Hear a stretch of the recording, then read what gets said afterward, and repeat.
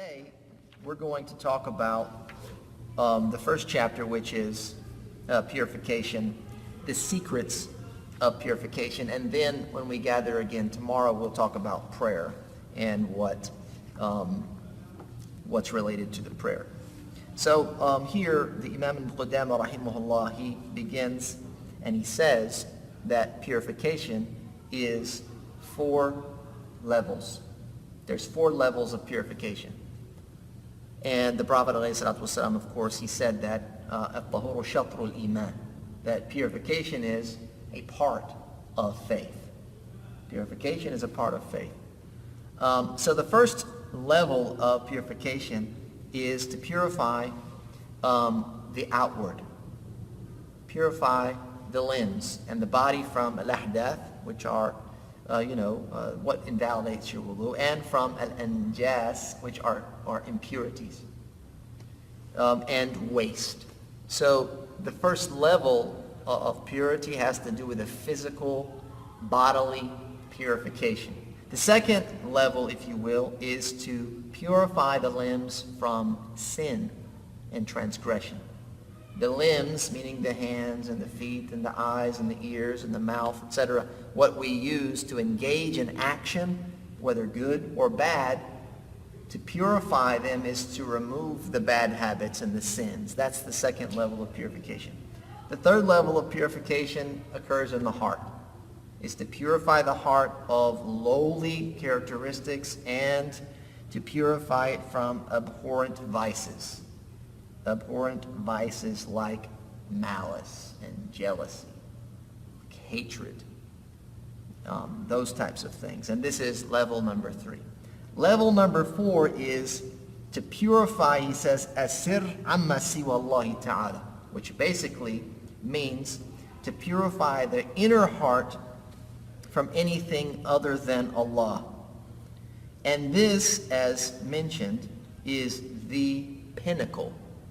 This is the top level of purification. It is when a person is able to remove from their innermost heart any thought or idea of other than Allah. And this was the purity of the prophets and the messengers. This was the purity of the righteous as-siddiqeen, those who are true in their faith, is that they can remove the khawatir, which are like, I want to say the thoughts, if you will, of the heart. They can purify the innermost thoughts of their heart from everything besides Allah, or something that's interrelated or connected to Allah. And there will be an example that he brings later on to illustrate what that can look like in your life as well. So he goes back to the beginning of the first level. The first level we said is what? First level of purity is purifying the outside. He says that a person who has strong insight is the one that's able to elevate themselves to reach number 4, the innermost heart. As a person whose insight has been blinded, then they will only understand the first level of purity. A person whose insight is blinded, they will only understand the purity of the outside, the bodily purification. And you will find them wasting most of their precious time exaggerating in things like al-istinja, when you go to the restroom and then you wash yourself. You'll find that they exaggerate and spend a great deal of time with this. Or washing their clothes, thinking perhaps that this is, that they're falling into some type of wiswas. They have very little knowledge. And they think that this is the purification that is actually sought after and requested. That they remain physically pure in such a way. And they are ignorant of the manner of those that came before them, that they spent most of their time trying to purify their heart.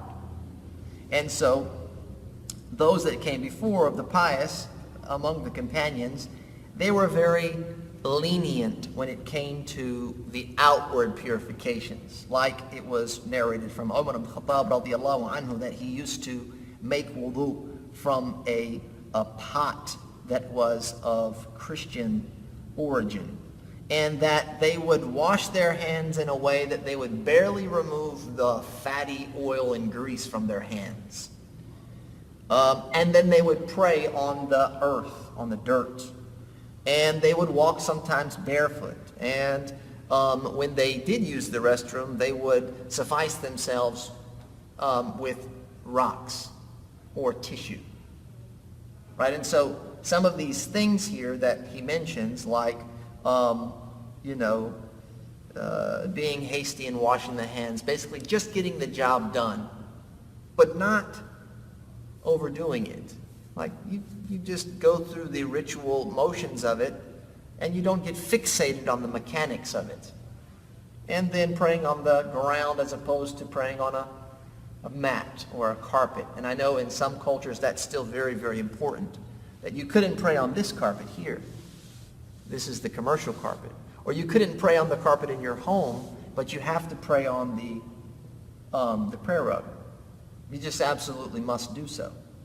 Or walking around barefooted, for example, they used to do that, etc.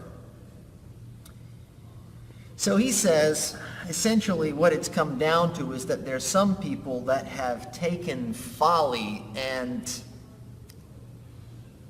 idiocy to be cleanliness. Meaning this level of exaggeration. They consider it to be purification, but in reality it's play, it's folly, it's really meaningless. And so they spend most of their time beautifying the outside. They're focused on the external. And the internal is utterly destroyed and riddled with diseases like pride, like conceit, like ignorance, like adulation or arriyat, very self-serving, and also hypocrisy. He says, if they were to see someone who sufficed themselves with using tissue in the bathroom, or during that time stones or rocks, or they saw them walking around barefooted, or they saw them praying on the ground, on the commercial carpet, or on the carpet at home without the prayer rug, or praying outside in the grass, or they saw them, for example, making wudu from a an old jar or something. Then they would قام عليهم القيامة, right? It would be like they're going to establish the reckoning. It's like the reckoning when they see that. They lose themselves in rebuking them, and they become overly stern and strict, because all of these things to them are at-tahara. All of this constitutes what is purification in Islam, as opposed to the second, third, and fourth levels of purification. And so, becoming very, very strict and stern in rebuking these, they will essentially call them filth. They will say, these filthy people. They don't pray on the prayer mat. They don't use water in the restroom.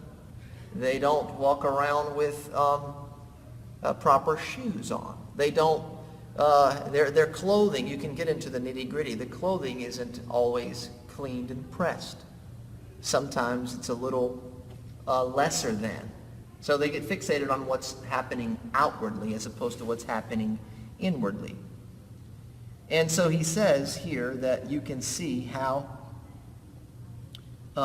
they have made the signs of humility and humble appearance, which are a part of Iman, to be something filthy. Right? It's a part of faith that, when necessary, that you basically present yourself in a humble way. Right? If you're going to go and you're going to beseech Allah for something, then it's preferred that you approach Allah in a humble way. You don't put on your suit and tie and that you dress to impress, but you put on something that shows your humility. Put on basic clothes. You appear to be very basic and in need. You don't puff your chest out and and strut your stuff, but you lower your head and your shoulders to Allah. And this is a part of a person's humility. But they've made these things, for example, walking barefooted. And we talked about the story of Bishr al-Hafi, Bishr the barefoot, and how, he returned to Allah and continued to walk barefoot as a sign of being humble. And so they've made this to be something filthy. And they've taken this folly as something to being purification. They've basically taken what is evil and made it into something good, and they've taken that which is good and made it into something which is evil. And this is the reality of a person that's only fixated on the outward purification. He says, to clarify, if someone were to purify themselves with the intention of being clean, and they didn't waste water, and they didn't believe that using an abundant amount of water was a part of the deen, then this is not something that's sinful, if you will. Meaning, you can take care of yourself. It's not something that's munkar and evil. You can really take a lot of concern for washing your clothes and your manners in the restroom. You can do all of that so long as you don't believe that this is the pinnacle, that this is the objective. All right, so he's clarifying for us the difference between intention here and objective. Right, so it is permissible to do these things. However, the way you look at them and the way you approach others is the key. And then, of course, he mentions about, he says here that you should, reference some of the books of fiqh when it comes to the manners of such actions and how to go about them. However, this particular book's dealing with, qualities and characteristics. So the next part here, he says that removing waste, fadalat, is of two different types. The first type is that which must be washed away. Different types of filth that must be removed and washed away. For example, your head. And sometimes, it gets dirty. And you get oily hair. And it's preferred that you wash your head to remove the oils and the dirts, that you comb your hair, that you oil it with, some hair products so that it is not disheveled and unmanaged, right? You should take care of yourself in a very basic way. Also, cleaning the ears and cleaning the nose of whatever gets in there of dirt must be removed. He says it's also preferred that you use the siwak, you brush your teeth, that you wash and rinse your mouth, so that you can take care of your teeth and your tongue and remove whatever discoloration or dirt. Also, washing the hands, getting between the joints, cleaning the, under the fingernails, all of those types of things are filth that must be washed from the body. Removing, sweat and odors, removing dirt and dust that's gotten on you from work or from being outside. All of that stuff has to be removed by washing. He says it's permissible to use the public showers. Right? During that time, this was a thing, much like when you go to the gym here, when you go to Planet Fitness or LA Fitness or whatever, and you go work out, and then they have the showers. Right? So it's permissible for you to hit the showers in these kind of public places. However, you have to be very particular when you go in there so as not to expose your aura or for it to be touched by someone else.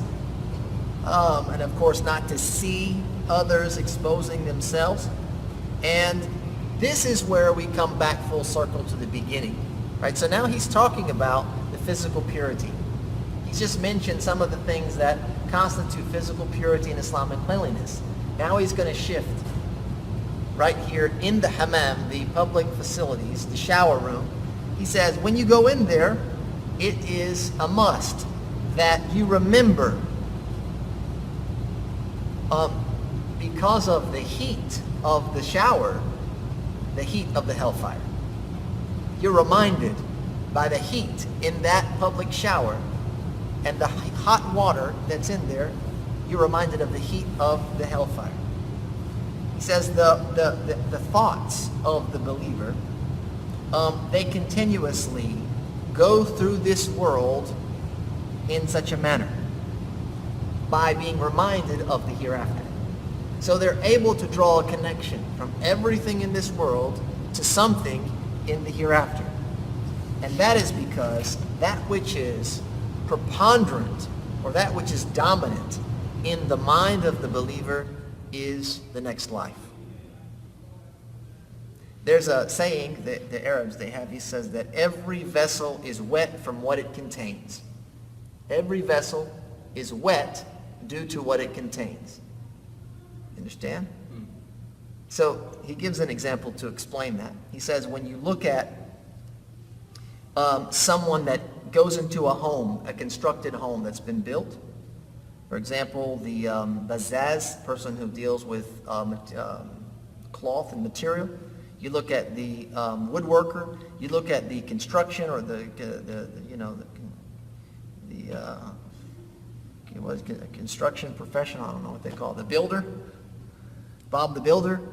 You look at the person that does the design work and the stitching. All of them, when they go in there, they see what they're filled with. Right? They see their thing in their surroundings. So the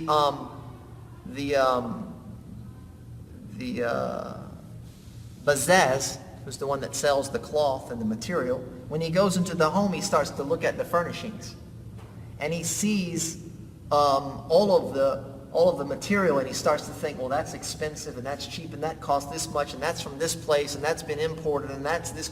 He starts to see all that because that's what he's filled with. That's what he deals with all of the time.